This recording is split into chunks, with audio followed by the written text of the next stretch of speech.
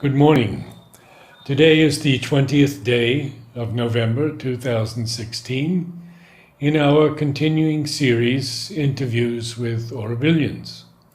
And I'm very happy to welcome a long-time Aurovillian, a good friend, Tim Wrey. Tim, thank you. Welcome. Okay. The question that we usually put first to people is, how did you hear about Sri Aurobindo and the mother? Well, I heard a little bit about the mother, but almost nothing about Sri Aurobindo. And it fits in with my whole story of how I came to India and how I came to Auroville. Because we were planning a year's travel. It's my wife and two children by Land Rover. And the idea was to go down all the way through Africa to South Africa, take a ship and come to India. And there was a very perceptive Italian artist friend in London who, when he heard about this, immediately said, if you're going to India, you must visit Auroville, the new vibrating city south of Madras. Extraordinary. Then he went on and said, for you, it would be extremely interesting because people from around the world are working together towards a harmonious, unified future, and I think you should definitely visit. And then he made some mention about a woman called the Mother, but that was it. I know nothing more about Mother Sri Aurobindo. So actually what happened was we did London to Cape Town, all the way through Sahara Desert, the Congo jungles, East Africa, all the way down.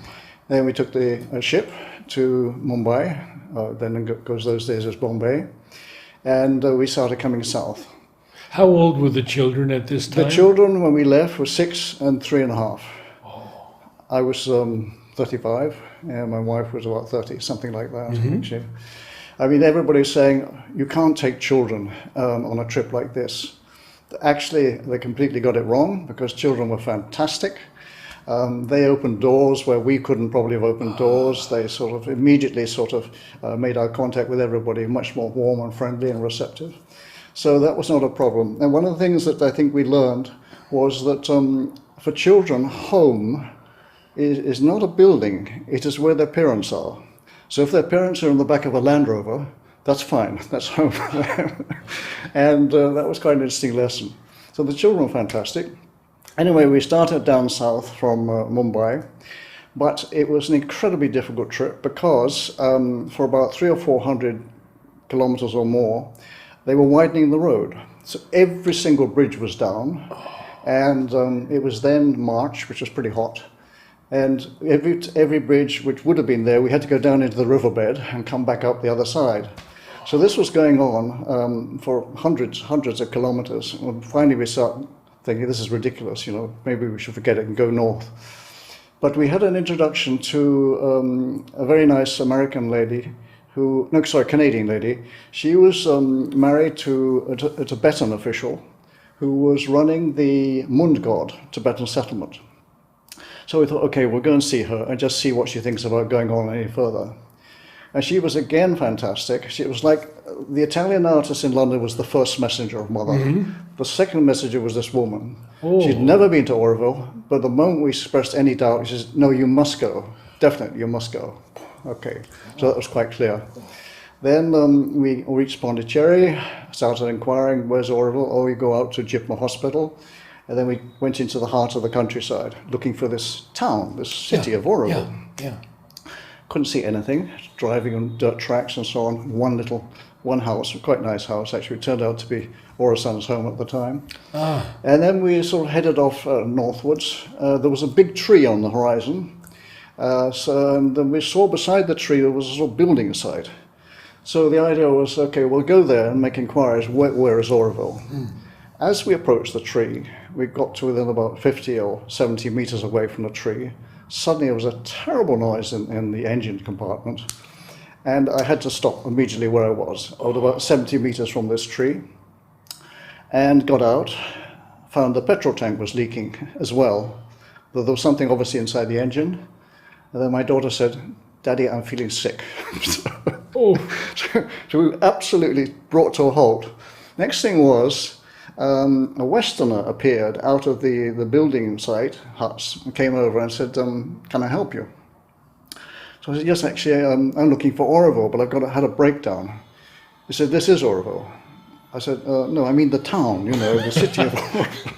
He said, this is the center, the heart of the future town of Auroville, called the Machamandia, and we are building it right now. It doesn't exist yet. So what year was this? Tim? This was 1973, the 15th of March, 1973. So I was absolutely shattered. But the first priority for me was, first of all, find out what had happened inside the engine compartment. Actually, the fan belts are broken. They're all twisted around the alternator. And to get that sorted out, to get the petrol tank welded, and look after my daughter, who actually very quickly recovered. In the meantime, all these people were coming up to us and sort of saying, you're meant to be here. I said, what do you mean I'm meant to be here? I want a mechanic. I want to find out how to get out. They said, no, just relax, it'll all work out. And as we started to explore and talk with them about Auroville and who was this woman, the mother, and Sri Aurobindo and so on like that, what began to come through, which was very impressive, was these were wonderful people. They were not just talking about a future world, they were doing something. And that was very impressive. So after 48 hours, we decided, look, we're not going to rush away, because the original plan was spend 48 hours there, take a few photographs, ask a few questions, and go. I said, no, we'll stay on. And then everything started to fall into place. We were sort of camped up under the banyan tree, which is the big tree we'd seen. And after a few days, somebody said, why don't you see Mother? Is it possible? Yes, it can be arranged. So through Madhav Pandit, we arranged that we would join a birthday group coming to see Mother on the 25th of March. Or 25th of March. Yeah, we'd arrived on the 15th of March, 1973, and now on the 25th we were going to see the Mother, which was fantastic, I suppose. But at that time we didn't really, I suppose, fully understand the significance of it. Anyway, all the birthday people went through, and then finally it was our turn. So my wife Susan went first, had Mother's blessings. Then we ushered the children. No, I don't want to go. So, okay, so I didn't feel we could push the children. And then it's my turn. Now nobody had said anything to me about what to do. So I just knelt down in front of Mother, and I felt this hand on my head, and there was a blessing packet, which I took, and that I thought was it. So I got up and started to go towards the door. Then something made me look back. And as I looked back, Mother was looking at me. And that was for me the moment of contact, the moment when something happened inside me. Because as I left the room, I was in tears. I absolutely devastated. I'd been hit by something incredibly powerful.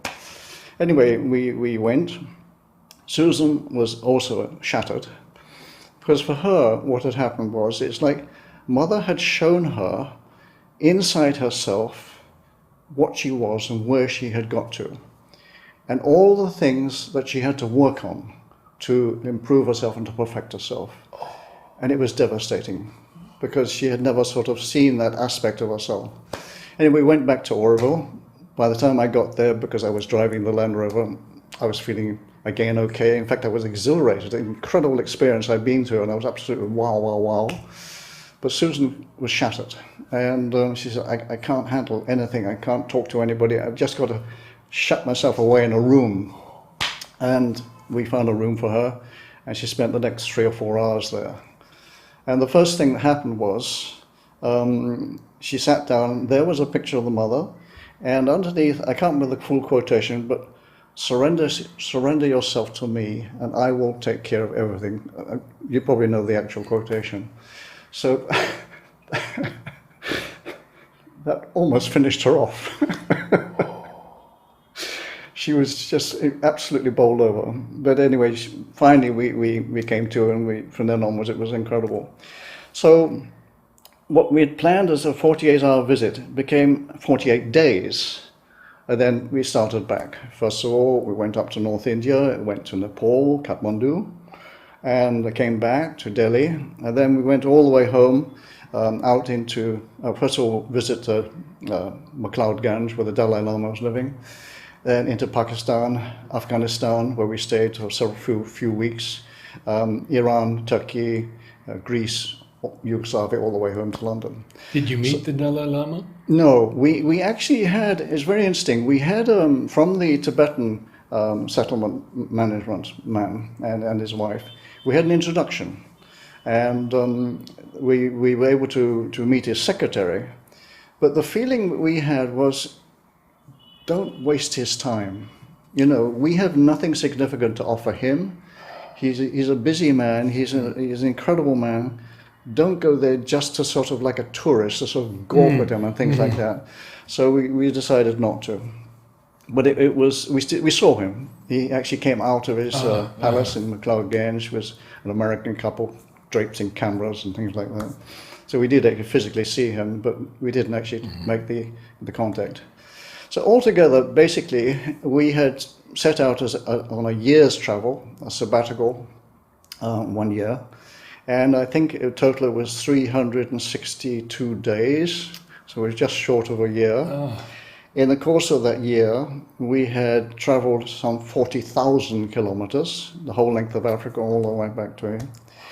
But the highlight of the whole experience was Auroville.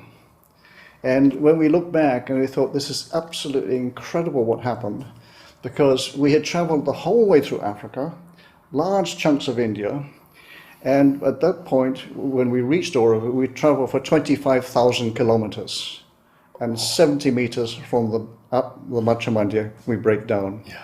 So I began to realize, you can't just say this is coincidence, you know, there's something else at stake.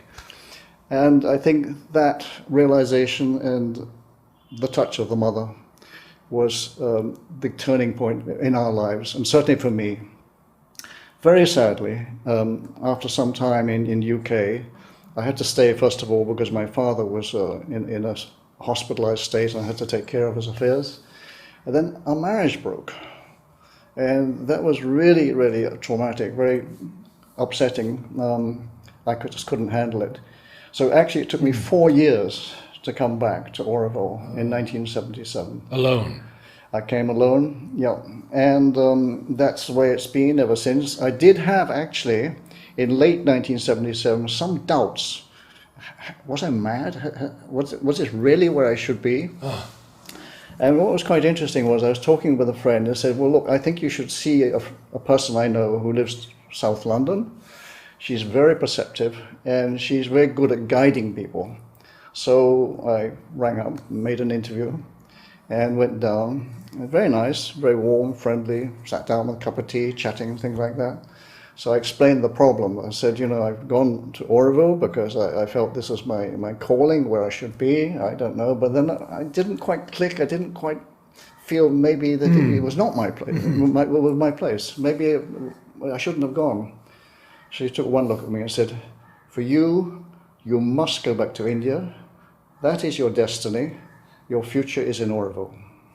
Who was this? That's all I needed. Can we know the lady? Her name? I can't remember her name now. She, I never saw her again. Because there are many people from England that we've known over the years, obviously. I mean... You never saw her again? I never saw her again. Wow. Never had further contact. And then it's interesting, you see, when you look back, you see, how did I come to be where I am today? So the first messenger was the Italian artist in London. The second messenger was the Canadian girl in Mungos settlement. And so you see, I'm sitting here today, contact by contact by contact. Each one makes some remark or some guidance or suggestion which is highly significant. Other people, it wouldn't touch them, but it's meant for you, and you get it, and then you take the next step. Yes. And that, to me, was very clear when I look back what had happened. Even today, when I look back and I think of, you know, the people who've been significant in my life and give me guidance and brought me here. Now, you went back in 77. Yes. And what happened when you... To Auroville. When you arrived? I mean, the first thing was, what do I do? What do I do? So The first suggestion was, well, look, you've nothing special you want to do. Why did you go work on the Machamandia? And that it was a very good guidance, actually. And one of the things that's I felt when I went to work there, I want to do something significant. I think this is your ego talking. I want to do something significant. So I worked for the first few days, and little things like sort of cleaning shutters, binding up sort of steel scaffolding, sweeping things like that. And I couldn't see anything significant that I could do. And it went on like that for another few days. And then suddenly it hit me. There is no such thing as a significant job. Every contribution, big or small, is building the Machamandia. And it's only your ego which suggests to you that you would like to do something significant. So that was, I think, one of my first experiences in Auroville. When I came back, I continued to work on the Machamandia. And then, sadly, as you probably heard from other people, in 1980 there was a terrible problem arose in Auroville, where Auroville sort of divided. Yes. There was a collective majority who were very sort of, I suppose, they were in confrontation with the Aurobindo Society. Right, right. And to be some extent guided by a disciple whose name we don't need to repeat right here. Exactly. And it got more and more ugly. But there was a group of us who we were sort of caught in a middle position. Were you living in certitude at the time? No, not immediately. I was living down in Gratitude. Okay. A very nice American lady called Dietra. Oh, very yes. kindly. She offered me her spare little house. I remember her very well. Yeah, and it took 1 year before I actually got to my own place in Certitude. I lost track. Well, you were saying that there was this group and you were sort of in between. Okay, yeah. So we didn't feel any hostility to the society. We didn't particularly sort of support them and back them, and there were certain points being made that they were living down in Pondicherry and we were up there sweating and working away, and we had no voice. So I could understand the collective stand, but we didn't want to sort of get drawn into the actual confrontation. And after a while we became labelled as the neutrals. We were absolutely in our hearts Aurovillians, committed to Auroville, devoted to Auroville, working as much as we could for Auroville. But the collective finally said, we want nothing to do with you. In fact, you should leave Auroville. I remember this. Yeah, and this was a very, very ugly time for us because suddenly friends and people who'd had normal, happy contact with cut you, wouldn't talk to you, wouldn't have anything to do with you, wouldn't allow you to do any work in Auroville. It got very, very unpleasant. And that went on up till about 1983. And then there came a point where the government had appointed a couple of people who would eventually take over the administration of Auroville, at least sort of from the government type side. And once they had settled in Auroville, it became clear that there was no way that the neutrals could be pushed out. So finally the collective began to realize, okay, we're going to have to reintegrate them. So I was the first person who actually volunteered because I never felt that I was not Aurovillian, and I was very uncomfortable with this division. So I wanted to start the process of closing the gap, healing this division. Yes. So I stepped forward and had an interview. Everything was fine. So they said, okay, you can start to work again. Where do you want to work? So I said, I'll work at the Machamandia. And that was a very interesting experience because these people had been totally hostile, had nothing to do with it. Some of them felt very uncomfortable. It was very hard to remake a contact. Others were very warm and welcoming, so nice to have you back with us, etc., etc., etc. But bit by bit, everything sort of fell into place, and the hostility died away, not just for me, but other people stepping forward, and finally that whole phase of Auroville's history ended. Now, during this time, these 2 years, did you have any feeling of leaving Auroville? You mean from the... Because of all of this, or? No, never. No, never. Absolutely not, because I really felt this is my place. This is, for me, where I want to spend the rest of my life. I had already started to sort of feel that I wanted to live what Mother described, a higher and truer life, a more spiritual life. And in my own way, I was trying to live that life. So there was no question. I mean, physically, if we'd been driven out, okay, that would have been it. But it was not going to be from within me. Good. I know we did lose 1 or 2 people at that time, which was very sad. But I feel even the ones who did go out have kept the contact. And every now and again they reappear in Auroville, which is so nice, Yeah. So now you're back at the Matrimondia. I'm back at the Matrimondia in a sense of once a week, on Monday mornings, I look after what we call the B group, the first timers to the Matrimondia. And it's a lovely work, because you are faced with people who have expressed a serious interest in, or what is this place, they want to go to the inner chamber. And usually there's 60, 70 people at a time, sometimes a few more. And it's a very lovely contact. And, people ask good questions, and you feel that they are touched. I mean, there have been so many cases of people who've gone sort of, what is this place? Have a look around. Oh, yeah, I'll go and have a look inside the inner chamber. And then they come out, wow. They've been absolutely bowled over by the experience.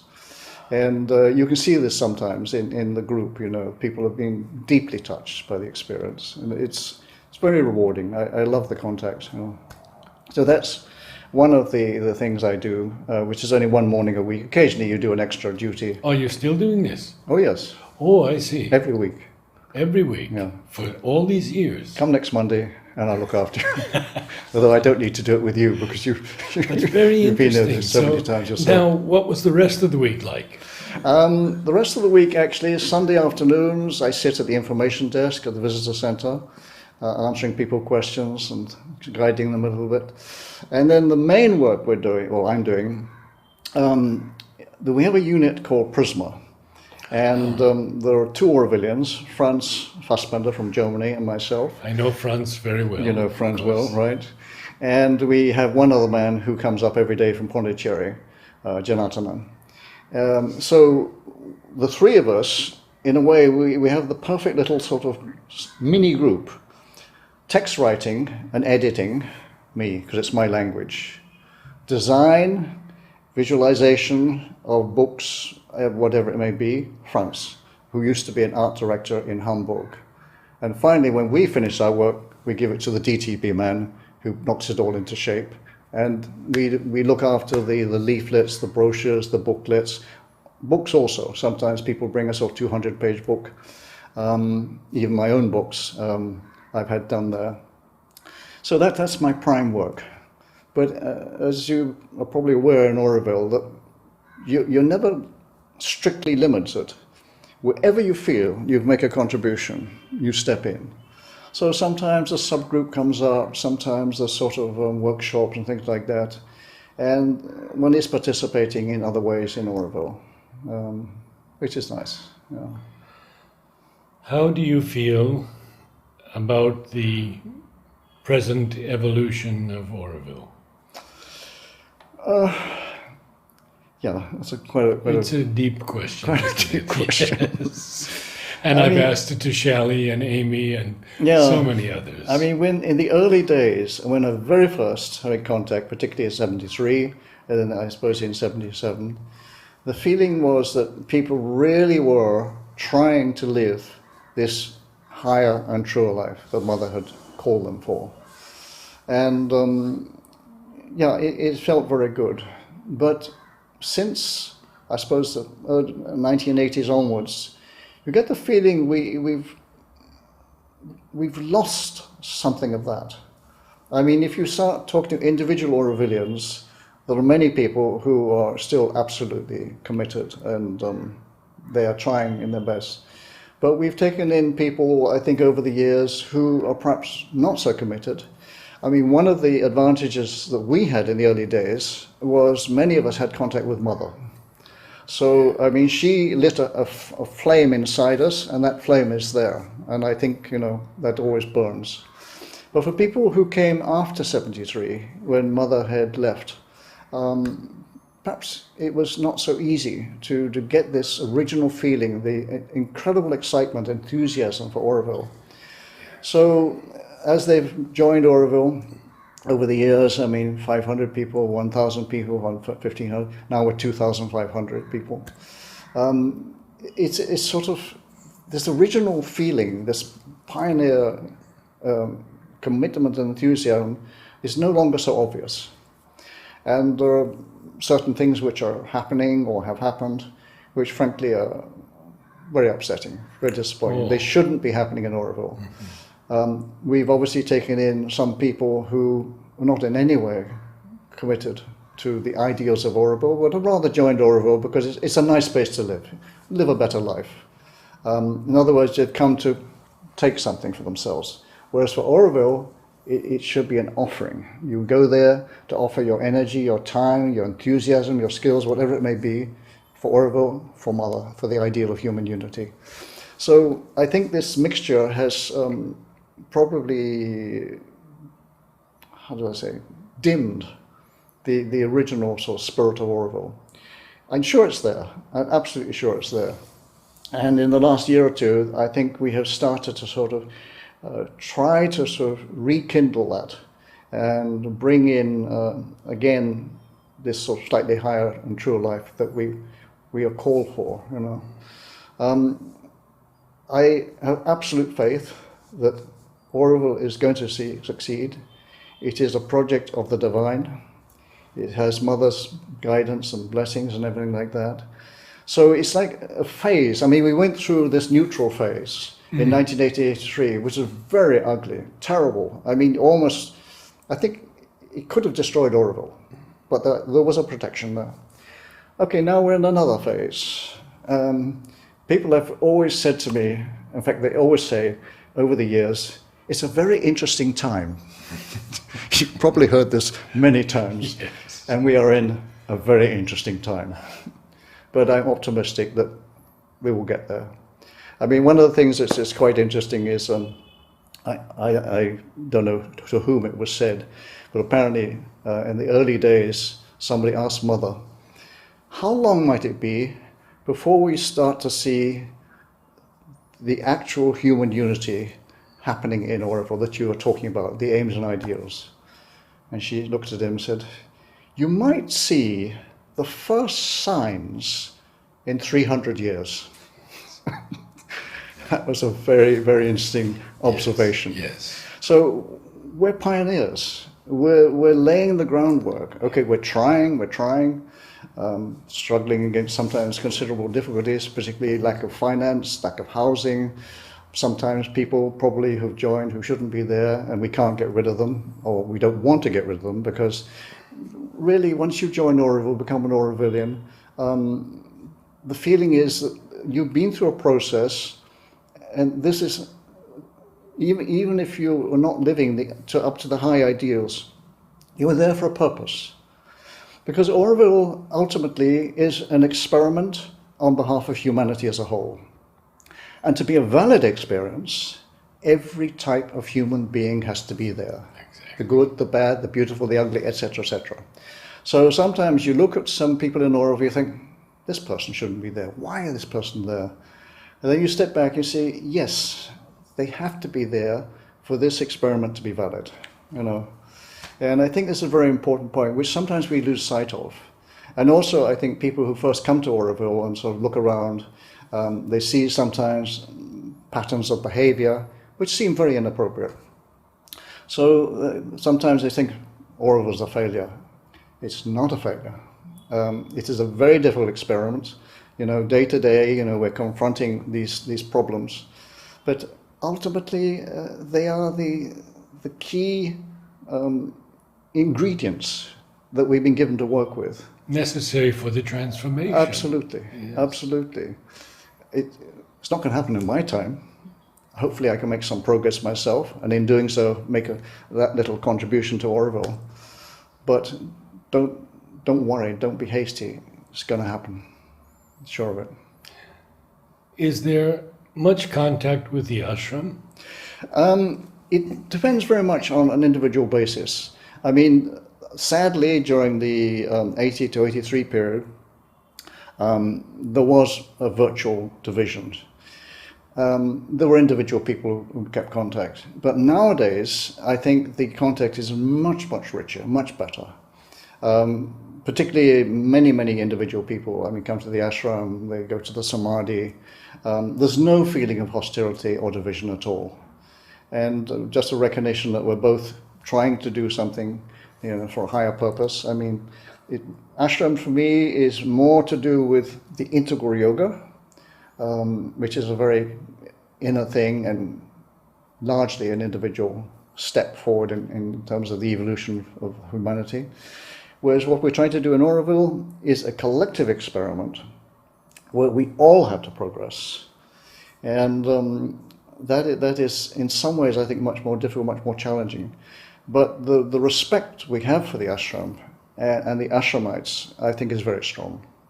So what happened back in the 80s, early 80s, I think is finished. We're very happy to see ashramites coming up. Sometimes they join us in some sort of work venture. They come and take meals at the solar kitchen. I don't know the full range of contributions they make, but I would say it's good. That's my personal feeling, And also I think they can be very helpful to us, because sometimes we lose sight of the mother's guidance towards this higher and truer life. And the ashramites sometimes are wonderful in terms of sort of putting you back on track. They have studied Mother and Sri Aurobindo. Yes. They know so much. So sometimes, you doubt and you talk to an ashramite and, yes, that's it. And go back again. Yes. And try to put it into practice. Yes. Now, we have to cover some of your work, especially this wonderful book that I've seen, but we'll take a little break for a few minutes. Okay. And then pick up on some more of your life and work in Auroville. Anything you like. Good. Yeah. Okay. We covered quite a bit of ground. Would you like some water? No. Good morning. Today is November 20th, 2016, and this is part 2 of our interview with Tim from Auroville. Tim, you've been how many years in Auroville now? 39. 39 years. Coming up to 40 years next August. Yeah. Extraordinary. Really. The years slip by, How do you feel about the climate changes in Auroville? Climate changes? Yeah. Has the weather changed much? Yes, particularly in regard to the monsoons. Because when I first came to Auroville, there was a summer monsoon. It's almost disappeared. We do have some rains in the summer, but now it's very sporadic, and you can't truly say there was a monsoon. Whereas my first years in Auroville, there was a phase when almost every day there would be some rain. That's not happening now. And also, I think we're beginning to see the effects of climate change, because last year we had a wonderful monsoon.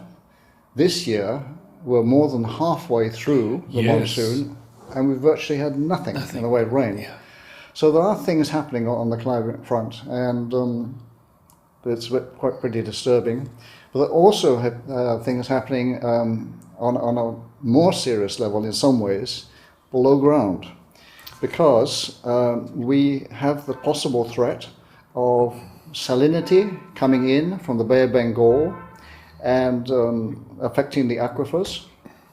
There is a prediction that if we don't sort this problem out, in 10 years we might have salinity in the aquifers. So it's a very serious situation. And I understand the wells have gotten deeper and deeper. The wells have been going down and down and down because the aquifers are falling all the time. Right. And when you think that we are today 2,500 people, okay, we have some 40,000 or more village people around us. What would be the situation if we had 40 or 50,000 people, which is the aim of Auroville? It's very worrying, definitely. Yeah. And the monsoons have been less. Well, last year was a very good monsoon. Last year was exceptionally good, but I would say that they have been also diminishing a bit. If I look back to the early years, I mean, just when you think, oh, they're all going to fade away, then suddenly you have a good one like last year. So it's hard to say for sure, but when we first came, all of the topsoil was being washed into the sea, and so much bunding has been done and work in the canyons to preserve the whatever rainfall. Yeah. No, there's no doubt about it. The bunding work has been, I think, very successful, and also check dams being built in the canyons, the ravines running down towards the sea. So we are holding back much more water than in the early days.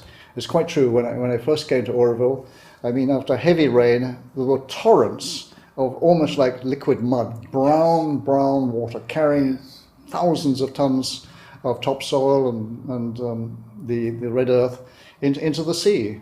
I mean, so much so that if you looked out at sea from the mouth, you could actually see it was brown. The color there in the sea. Yes. You know. Yes. It was definitely much worse. So this is, I think, again, part of the success stories of Auroville. That the bunding to hold the water, although it is diminishing, and the reforestation.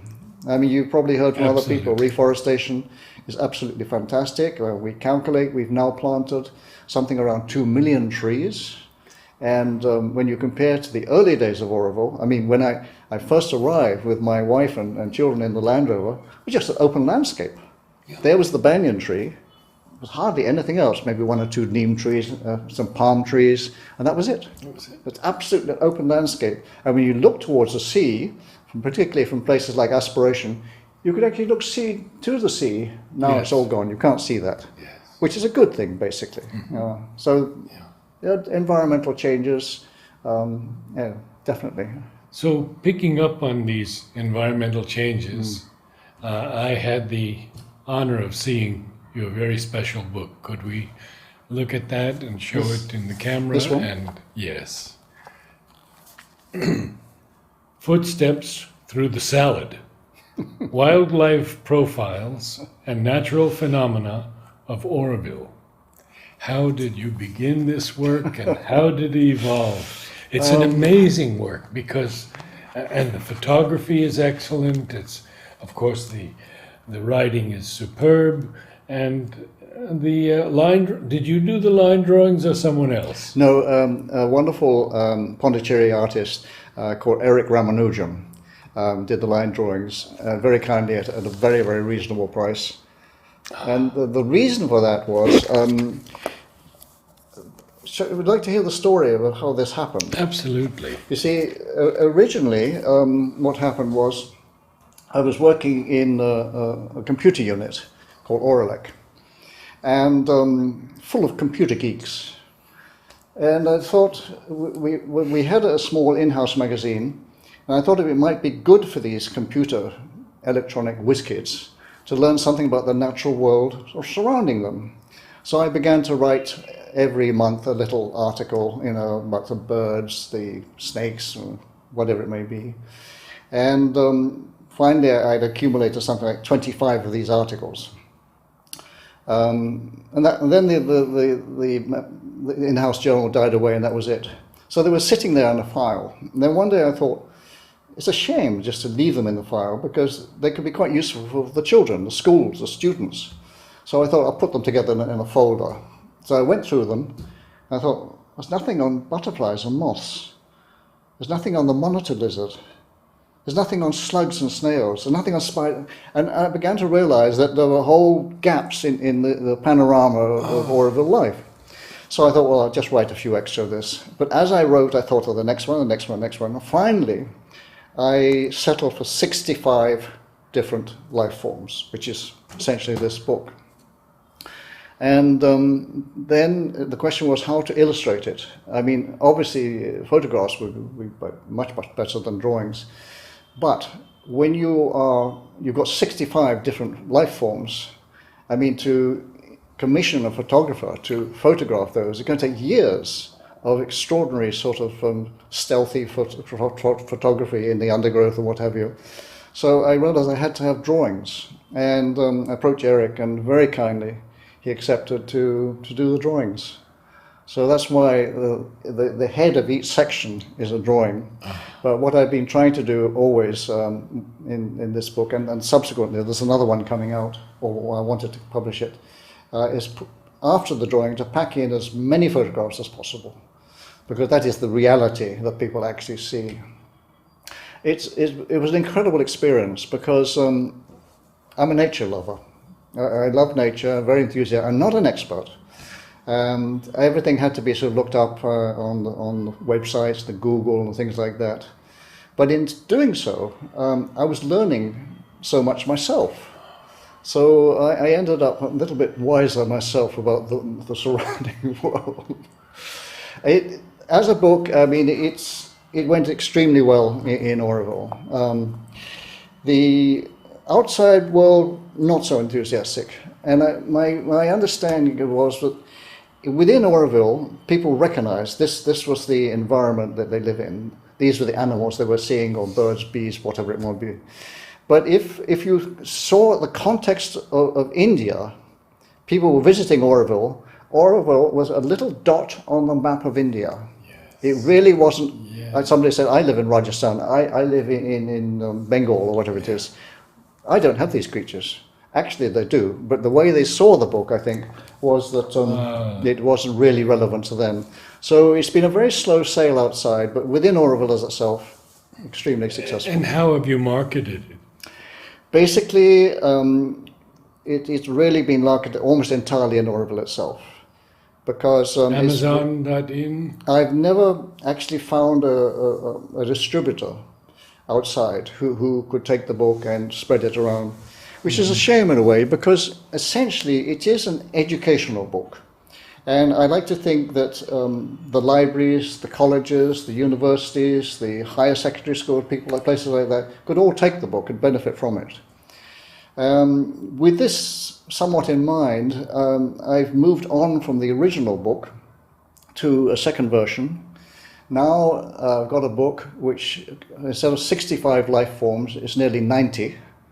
Including crocodiles, which live down the road near Cuddalore.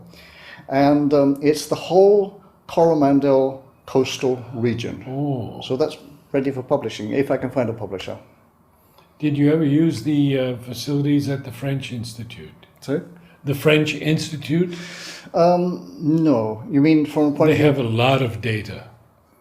Yes, you mean specific data on animals and birds and bees? Yeah, that you could access. Virtually everything came off the internet. Mm-hmm. Also books. Also, I contacted lots of scientists, people like that. Within India? Within India, and also some people in the UK as well. Because you're looking for some special thing, like what is the name for a particular spider or something like that. I couldn't find it, so you send them a specimen, and they immediately come back. So things like that. I mean, I did consult, around India, and people were generally extremely helpful, really fantastic support. This is very nice. How much in the bush work? Almost nothing, except occasionally with my camera, Uh-huh. taking a photograph or something. I mean, there are a number of pictures in this book which are my own pictures. Well, I remember that a couple of ashramites in 1968, 69, 70 did a study of the bird species. Yes. And yes. at that time there were 30. 30. And I'm told now it's in excess of 300. Frankly, I'm not an ornithologist. I'm not a specialist in birds in any way, so I can't confirm that. I originally understood that we had reached something like 70 to 80 in Auroville, and there were probably another 60 to 70 water birds up in Calavelli Tank, which will raise 150 or something like that. But I can't confirm, because it's not my field. And in fact, of all the aspects of wildlife, probably my weakest. I mean, in the book, now I've got something like 22 different species of birds which I cover. The high-profile birds like kites, crows, miners, things like that, you're seeing almost every day. And also one or two others like the paradise flycatcher, which you don't see every day, but it is such a fantastic bird, you feel it should be there. Yes. But the bird story of Auroville should be done by a bird expert.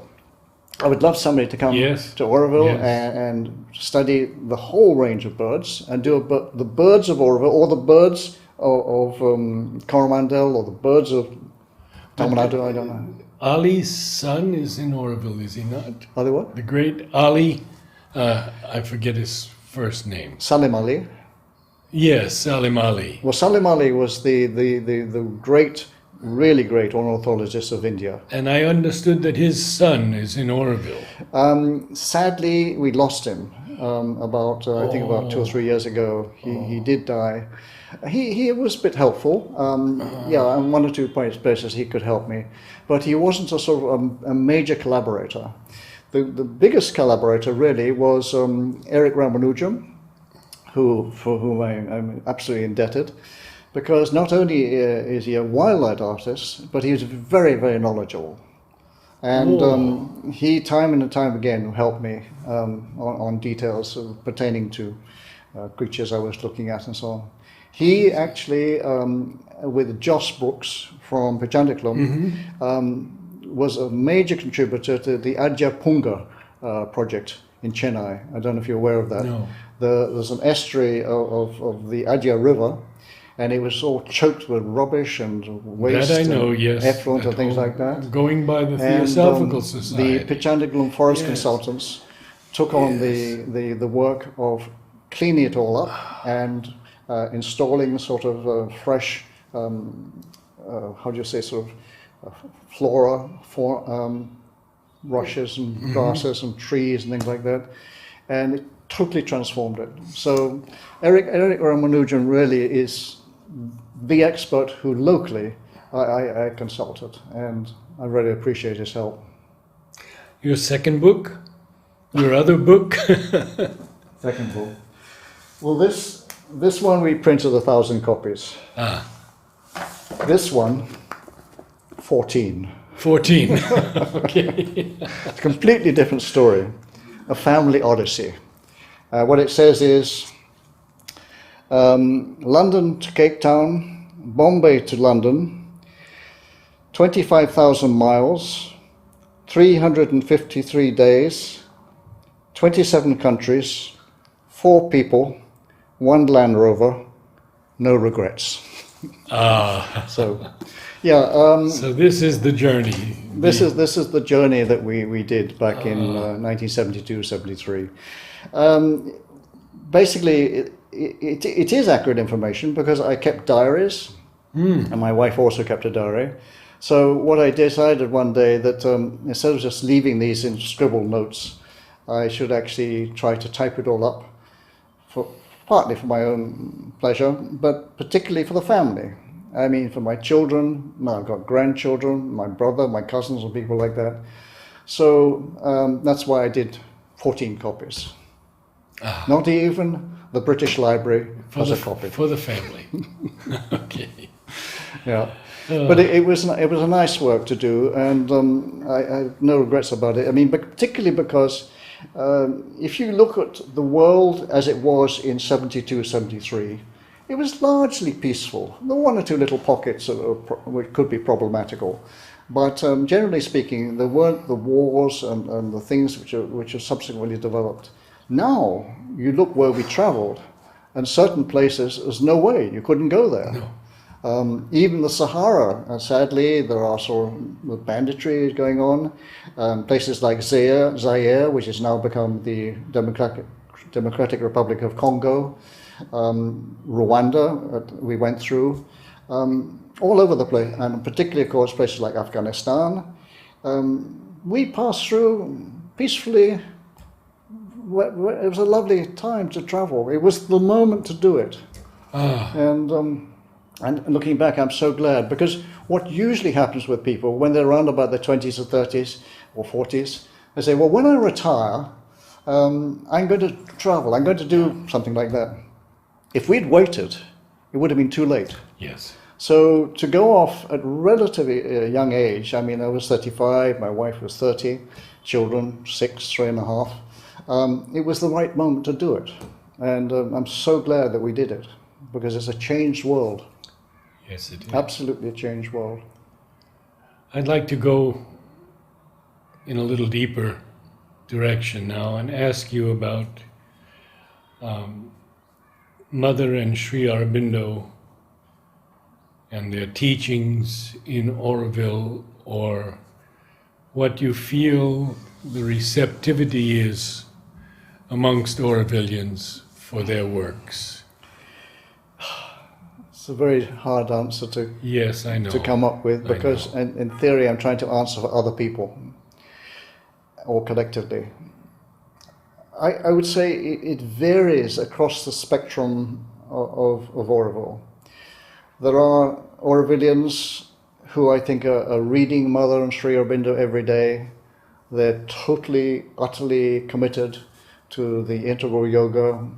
Mother and Sri Aurobindo are their guides in this. But there are probably quite a lot of other people who don't.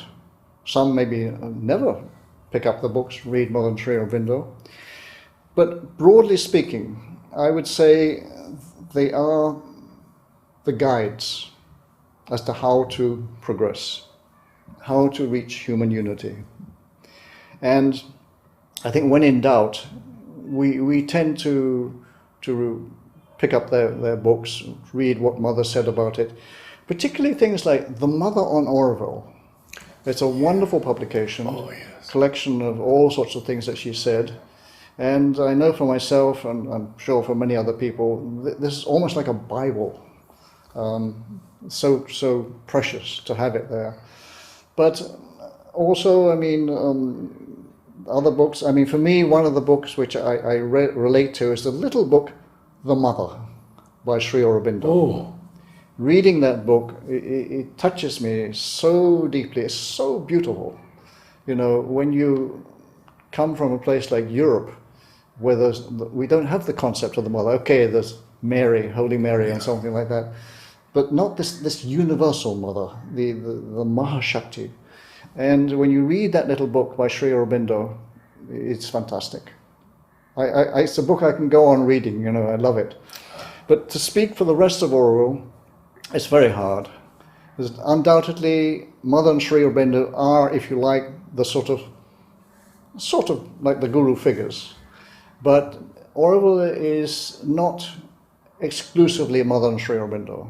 I mean, anybody who has another sort of spiritual teacher, leader, guru, whatever it may be, is welcome in an Auroville, which is good and healthy. The only thing is, we've always made it very clear, you cannot settle in Auroville and start pushing that particular approach to a spiritual life, you know.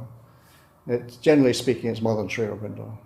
But how many Aurovillians are difficult to say, yeah. really reading and trying to pursue and follow the words, the guidance.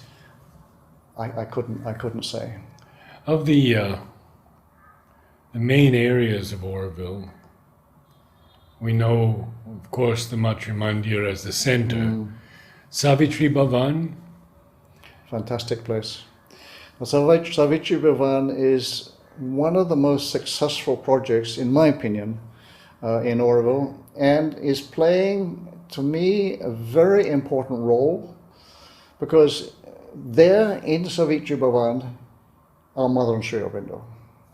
And the moment you walk in, you feel this is a place where you can come to, and it is totally devoted to Mother and Sri Aurobindo. This is the feeling you have. Of course, Savitri, the actual poem of Sri Aurobindo, is, if you like, by name, the prime focus. But Mother's there too, and I really appreciate the fact we got it.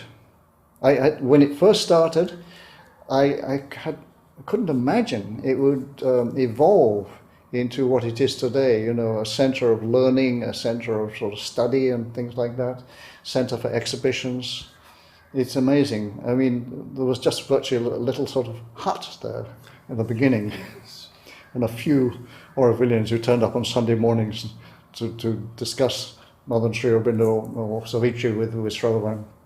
Now you look, architecturally, in every way, it's an amazing complex, and we're very lucky to have it there. Yeah. do you find any other significant lights in Auroville? Matra Mandir. Matra Mandir. Every day. Every day. Not of that level. It's more, occasionally there is a seminar or a workshop, and we come together, and this is very uplifting. Like you're all there for the same purpose, the same higher purpose, and but it's a passing moment, days at the most, you know, sometimes just hours. I can't think of anything comparable to Matra Mandir and Savitri Bhavan.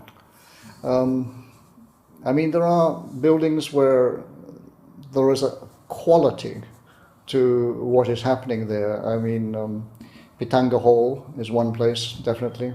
Unity Pavilion? Unity? Unity Pavilion, yes, but it serves more today as a sort of a venue where meetings can be held, things like that. It is undoubtedly, I think, an important element of the future international zone, because they are, if you like, the sort of the place from which inspiration comes. Yeah, I mean, you meet there and talk about things in the international zone, but I'm not myself involved in that work, so I can't really talk about that aspect of Auroville. What do you feel about the government's participation, influence of the government of India? At first, I was very skeptical. In fact, I was quite worried. Because if you looked at one point, Mother wrote something to the effect that no external body should take over this project. Then, of course, the Foundation Act came, and the Secretary came there, and we have the Governing Board, International Advisory Council. Now, I think actually it was probably extremely important for Auroville that the project was not taken over by, but came under, if you like, the protection of the Government of India. Because if you look at the way it actually is happening, the Governing Board has been extremely good in the sense that they are there to guide, to watch over, ensure that we are on track, but they don't interfere in the day-to-day life of Auroville, which to me is extremely important. The day-to-day functioning of Auroville has been left largely in the hands of the Aurovillians. Of course, there are times when we rush to the foundation, we have a problem, we need the help. Likewise, the International Advisory Council have been occasionally very helpful in giving voice to certain viewpoints which are important for Auroville. But I think that at this phase of Auroville, it's extremely helpful to us to have the government involvement. I would like to think some point in the future that Auroville is so firmly established that we have such competent people working in every field with backup people behind them that perhaps the government's involvement will no longer be necessary. But this is some future point. Nobody knows. I mean, it's going to be 10 years, it's going to be 50 years, it's going to be 100 years. I have no idea. But I think in the long term that there will come a point where that is a possibility. And that's all I can say about it. But for now, I appreciate the fact that when we do have a major problem, we can at least contact the foundation or the governing board and see if they can help the day-to-day functioning. And whatever you could tell us about the response of the world to Auroville at this time. Various nations, America, Russia, major countries. Do you see much of that happening at the moment? No, excepting in a very personal basis. I mean, on Sunday afternoons, I'm sitting there at the information desk, and somebody will come in front of me and start asking some question. I'm trying to work out, where are they from? Look, could be this nationality, could be nationality. And you ask, which country do you come from? Oh, I'm from Iran. Iran. Or I'm from China. China. So this is very reassuring that awareness of Auroville is now spreading, either by word of mouth or publications, films, videos people have seen. And this is very encouraging. But on a government level, apart from the government of India, I'm not really aware of any true enthusiasm to the point of wanting to step in there and help. I mean, the first obvious need we have, or we would like to see, is international pavilions. The mother wants the international zone to be there. Yes. When Auroville started, there were 124 nations who participated in the inauguration ceremony. Apart from India, where are those 123 other nations? In fact, I think today, if you actually went and talked to the appropriate government department of those 123 other nations, some of them might even say, Auroville? What is that? I'm sorry, I've never heard of Auroville. So I think it's faded from the awareness of the individual nations. But it has not faded, and I think this is extremely important, from the awareness of UNESCO. UNESCO is still very much aware of Auroville and have been, I think, very supportive. They can't support us financially. That is contrary to the charter of UNESCO, or whatever it is. But they have made it clear that they are enthusiastic about the project, supportive of it, and have hosted big events, in UNESCO's headquarters in Brussels and things like that, in Paris and so on. So that is at the moment, as far as you can say, that the international dimension outside Auroville has actually sort of, been well established, and is functioning. But in the case of UNESCO, it's occasional. I mean, it's not like every day, every week, every month, every year, somebody comes rushing in from UNESCO. But the contact is there. But you do get visits from certain, I don't want to say important people, but well-known figures who are attracted to Auroville. Yes, we get the occasional sort of consulate visit, ambassadorial visit. People maybe from other delegations visiting India, perhaps have heard about Auroville, come down. But it's not a frequent thing, it's not happening all the time. But those who do, it's very nice, very interesting, because so few people outside India know what is Auroville. You know, even if they've heard of it. Sometimes they've heard sort of rather contrary stories to what we would like them to hear. So what usually happens is, I think when they come and we're able to introduce them to Auroville, explain what we're doing, and particularly some of the field work, the afforestation, use of environmental work, village development actions, sort of new educational approaches and things like that. Yeah, there's a spark of enthusiasm and interest. But to motivate them to become interested is different to motivating their government. And I don't think really much happens when they go back. That they may say, "Oh, I had a very interesting weekend. I went down to a place called Auroville. You should go there one day." But I don't think it goes much further than that, which is a shame. Government of Tamil Nadu? That is something which, unfortunately, I think for many years we rather neglected the contact with the government of Tamil Nadu. I'm not actually working in that field, so I can't say today where things stand, but there has been a definite step to improve our contact with the government of Tamil Nadu.